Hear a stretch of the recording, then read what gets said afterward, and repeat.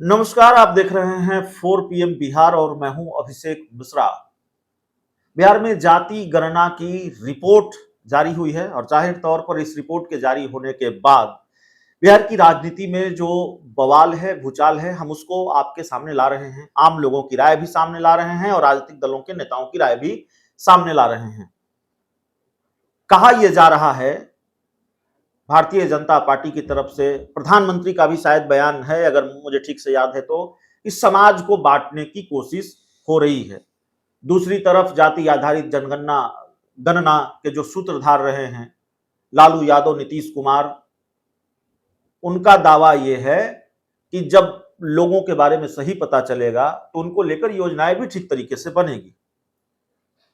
हमारे साथ देश के चर्चित आईपीएस अधिकारी रहे, तमिलनाडु के डीजीपी रहे और मौजूदा वक्त में आरजेडी के राष्ट्रीय प्रवक्ता करुणा सागर सर हैं।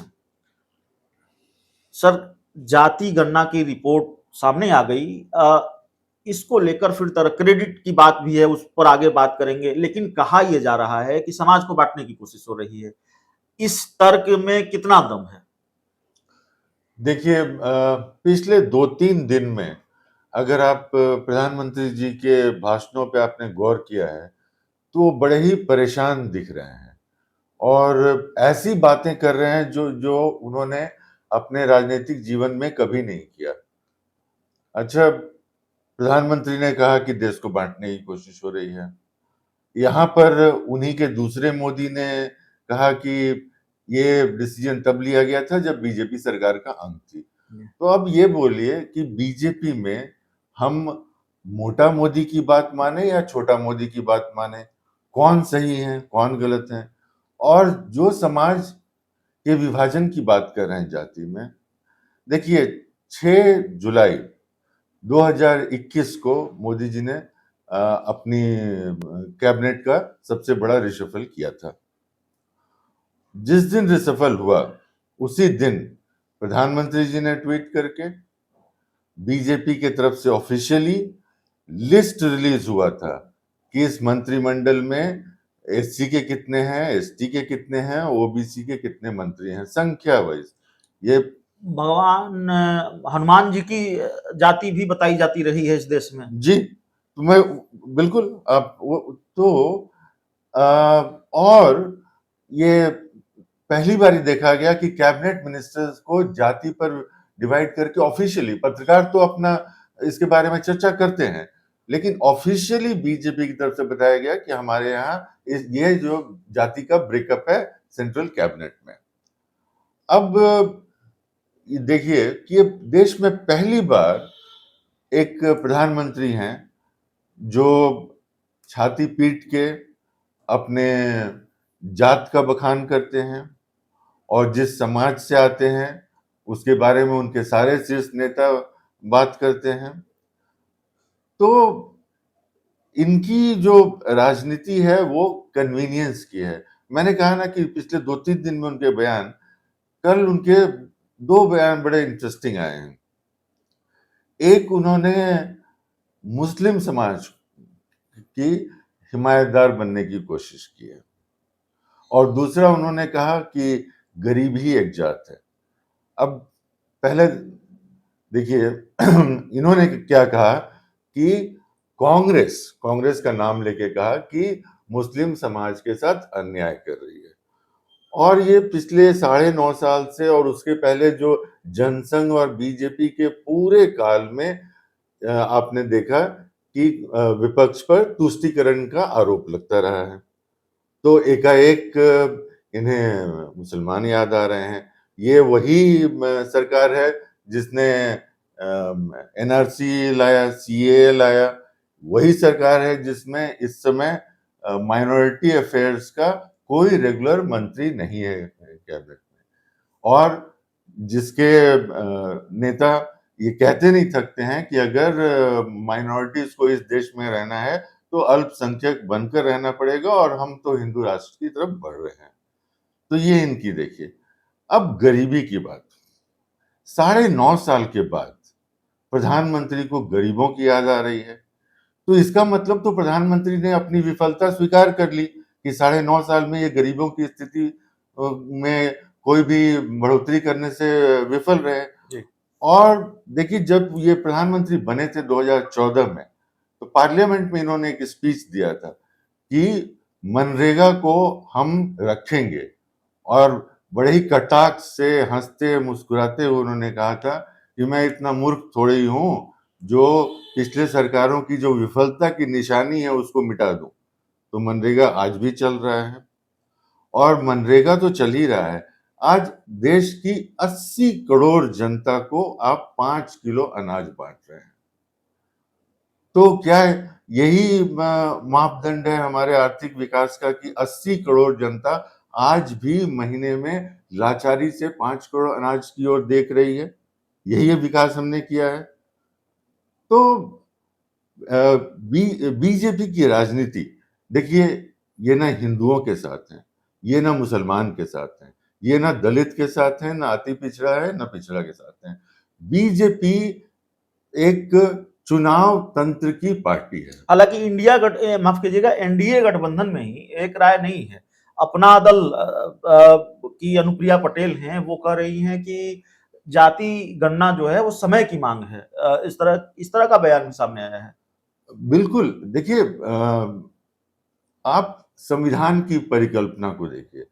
संविधान ने क्या सोचा था कि इस देश में जो सबसे कमजोर वर्ग है उसको शक्ति प्रदान किया जाएगा, और महात्मा गांधी का जो अंत्योदय था वो अंतिम नागरिक के लिए था, इसीलिए उसको अंत्योदय कहते थे। और उसी के आधार पर जातीय आरक्षण की व्यवस्था की, क्योंकि ये माना गया कि कुछ लोगों को अफर्मेटिव एक्शन की जरूरत है।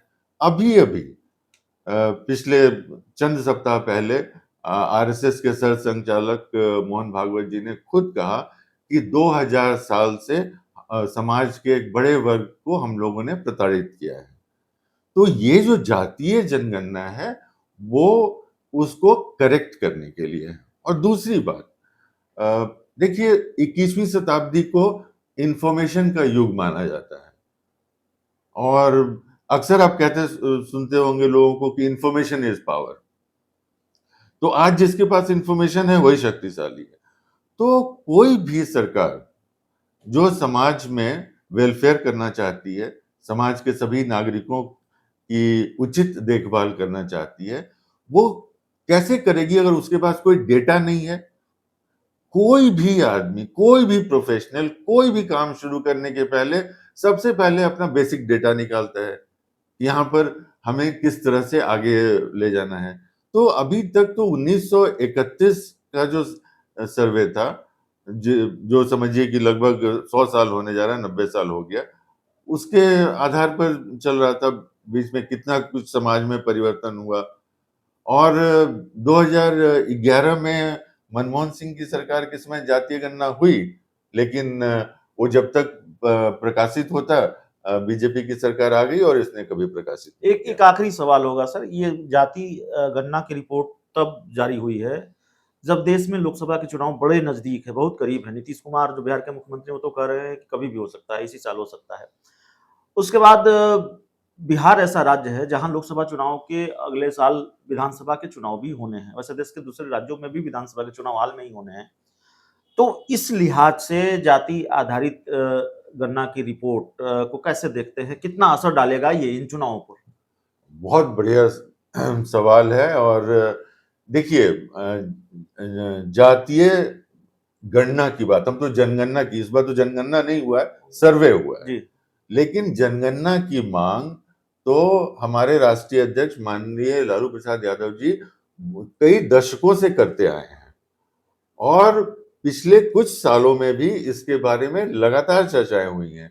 2 साल पहले माननीय मुख्यमंत्री जी, माननीय उप मुख्यमंत्री जी, जब उप मुख्यमंत्री जी लीडर ऑफ अपोजिशन थे, तो एक ऑल पार्टी डेलीगेशन लेके प्रधानमंत्री से मिले थे, ये रिक्वेस्ट करने के लिए कि आप जातीय गणना करवाइए।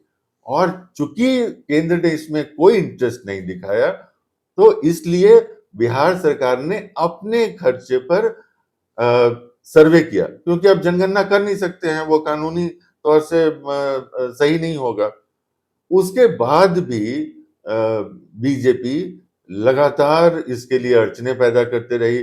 आपको मालूम है सुप्रीम कोर्ट में तुषार मेहता जी ने कैसे एफिडेविट फाइल किया, फिर एफिडेविट चेंज किया गया, हाई कोर्ट, सुप्रीम कोर्ट, एक लंबी लड़ाई हुई है। और आज जो बिहार में जो महागठबंधन है, वो इसके लिए बहुत बड़ा बधाई का पात्र है कि उसने इस पूरी लड़ाई को पूरी शिद्दत के साथ लड़ा और जनता के साथ अन्याय नहीं होने दिया।